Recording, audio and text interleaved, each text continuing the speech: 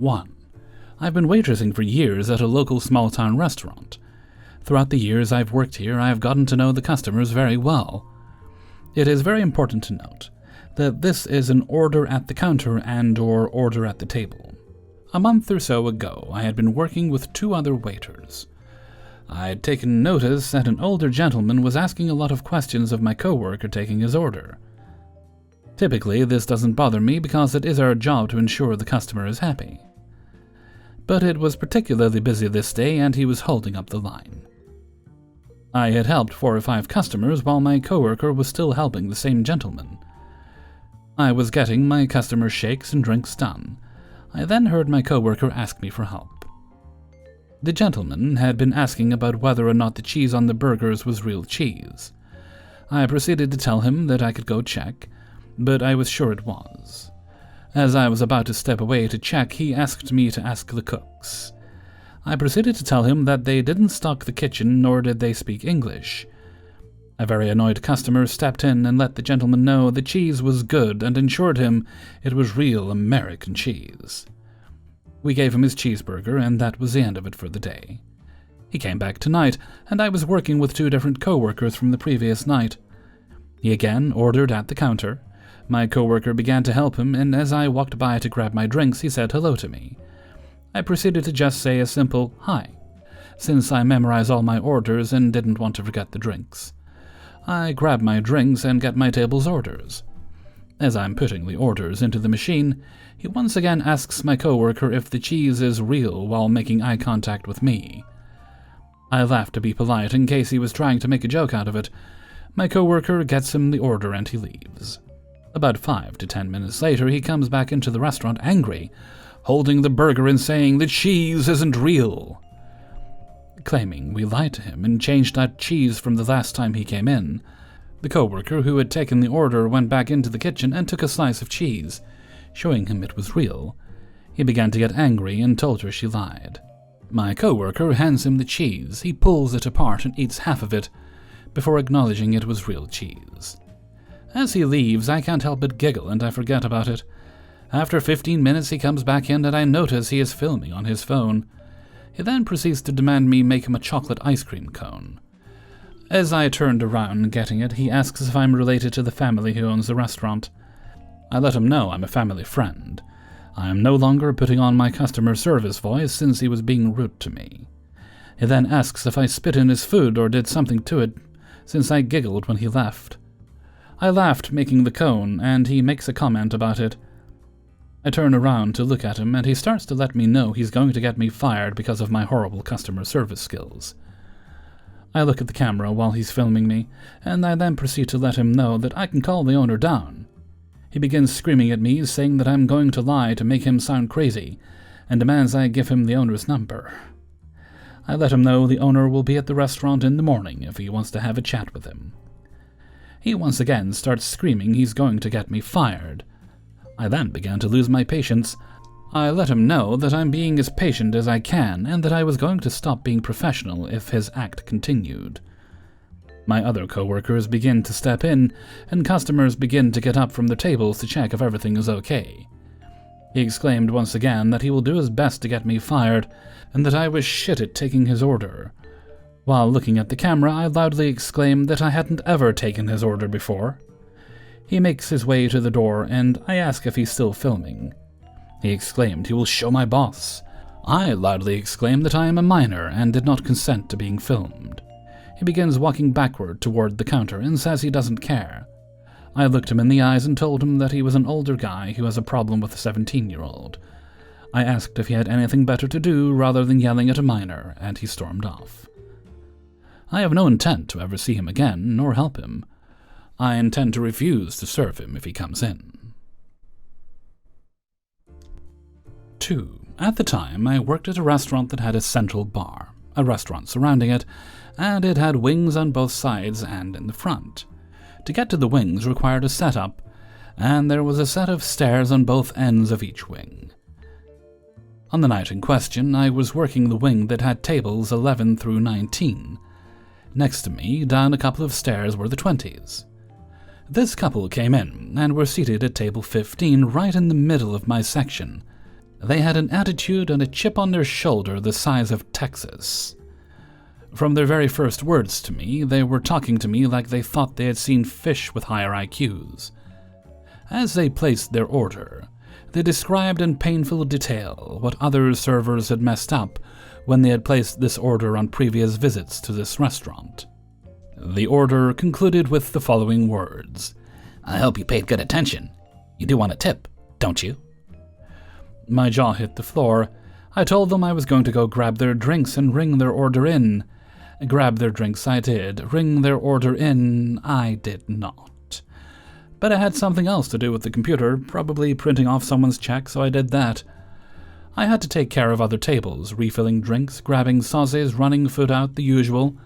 But every time I had to get from tables 11 to 14 to tables 16 to 19, I took a detour through the kitchen and came back by the way of the 20s. I made sure to never pass table 15. I would never do anything disgusting to someone's food, but you can bet that it was a good 12 minutes between the time they gave me their order and the time that I finally saw fit to think about ringing it in. And when it came up in the heated expo window, the expo on duty told me that the order for table 15 was up, and I said I'd get it as soon as I brought drinks out to another table. I went and checked on the rest of my section, but table 15's glasses contained nothing but ice. As I finished up with table 16 and turned to take my detour, I briefly saw table 15 try to wave and grab my attention, but I pretended not to. I had to turn really fast so that the illusion was believable, and also so they couldn't see me smirking. When I went back into the kitchen the next time, well, if you're a server, you can just look at food and tell it's been sitting in the expo window for a minute. Table 15's order had definitely acquired that look. Someone shouted, "Hands to 87."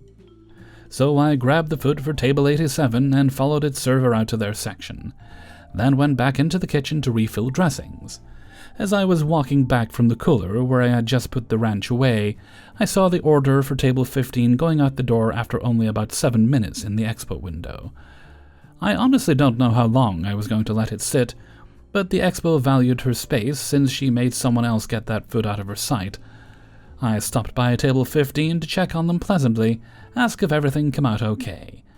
And they said they needed some dressing and a refill on their drinks. I said sure, no problem. As I delivered the only refill of the night, I said, "Oh, you asked for honey mustard. So sorry. I'll go get that right away."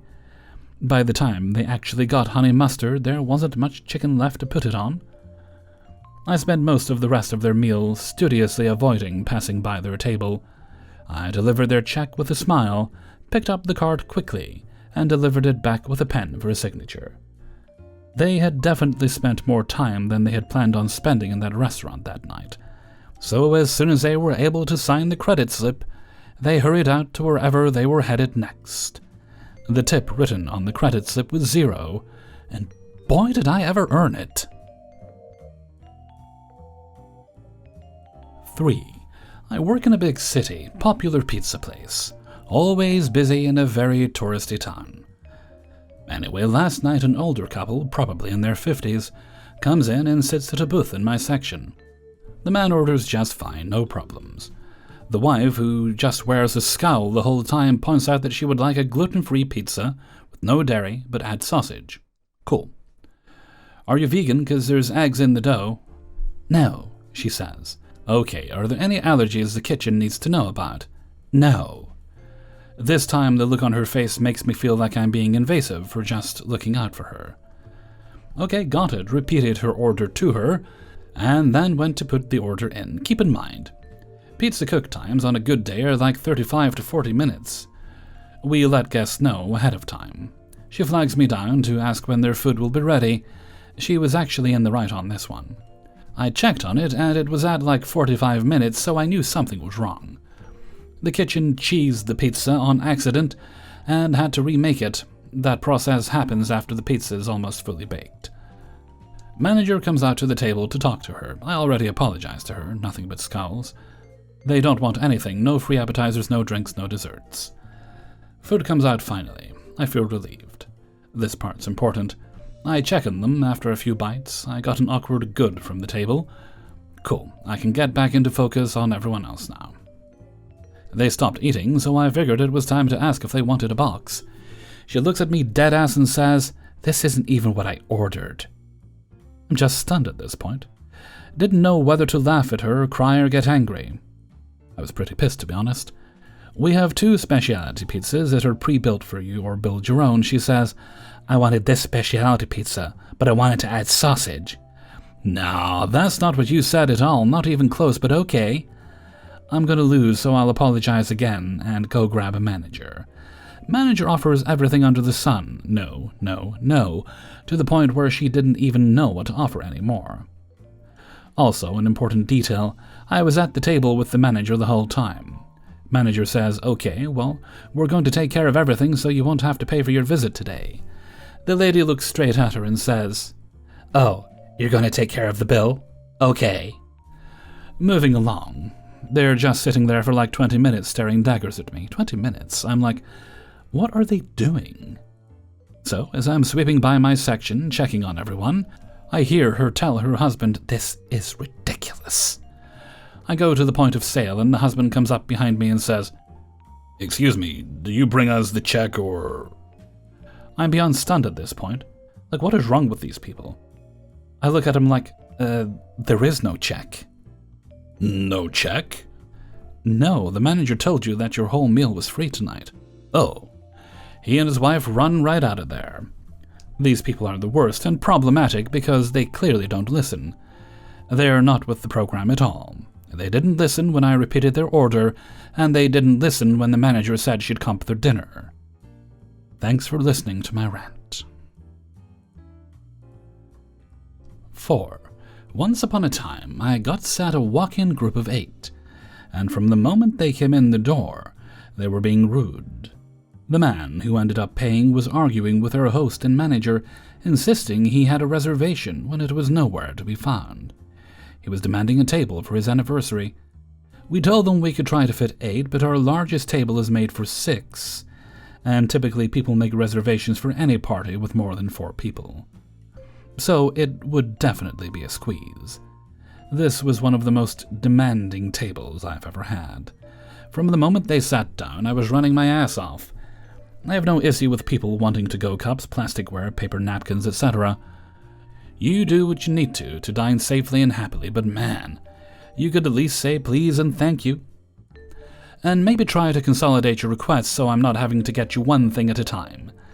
In my eyes, I did not do anything wrong as far as service goes. I brought them everything they needed as soon as they asked for it, and met all their demands to the best of my ability. They seemed annoyed that I was slow on their refills because, when you're drinking out of a to-go cup, I can't really see when you need more ginger ale. They seemed annoyed that their food took longer than normal, but one of them ordered a well-done pork chop.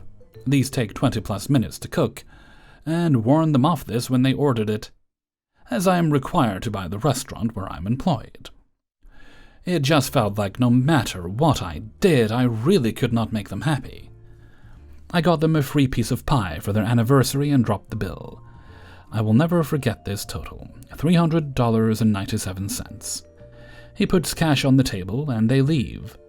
I pick up the cash, $301.